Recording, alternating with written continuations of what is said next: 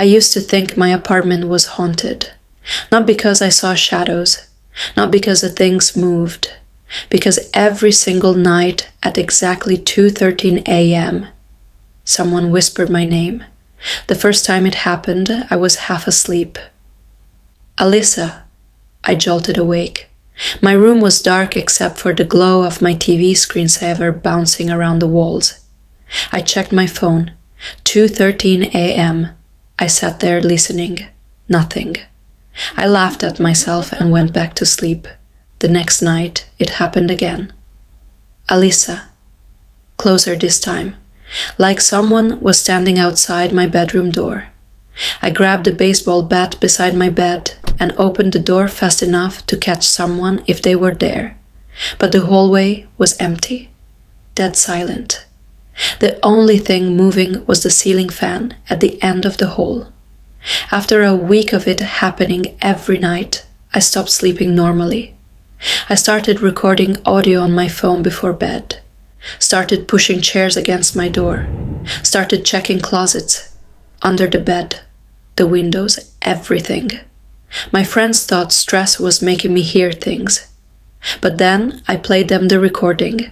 At exactly 2:13 a.m., you hear static, then breathing, then a voice. Alyssa.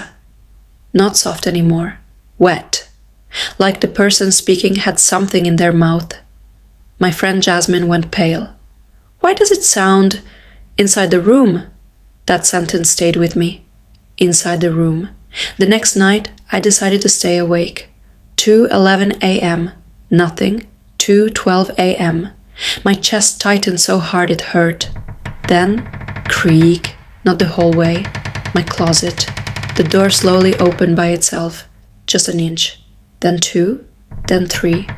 And from the darkness inside, I heard breathing, slow, patient, like it had been waiting for me to notice. I couldn't move, my body locked up. Then the whisper came again, right beside me. Alyssa. I turned so fast I nearly fell off the bed. Nobody. But the closet door was fully open now, and hanging inside my closet, between my hoodies, was a phone.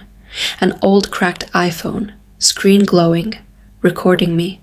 The timer said 0 hours, 43 minutes and 12 seconds, 43 minutes. Someone had been in my room recording me while I slept.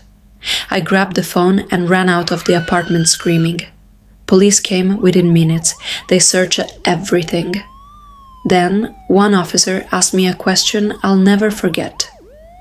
Do you know who has access to the crawl space above your ceiling? I stared at him. What crawl space?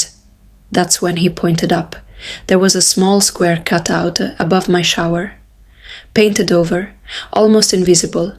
They opened it and found blankets, water bottles, fast food wrappers, and hundreds of photos of me sleeping.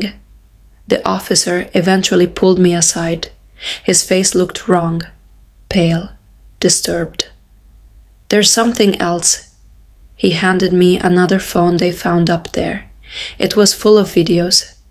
Every night around 2:13 a.m. You could see a man slowly climbing down from the ceiling into my apartment after I fell asleep. Standing beside my bed for hours, watching me, sometimes inches from my face, sometimes whispering my name to see if I'd wake up. But the last video was the one that made me throw up, because the timestamp was from that same night.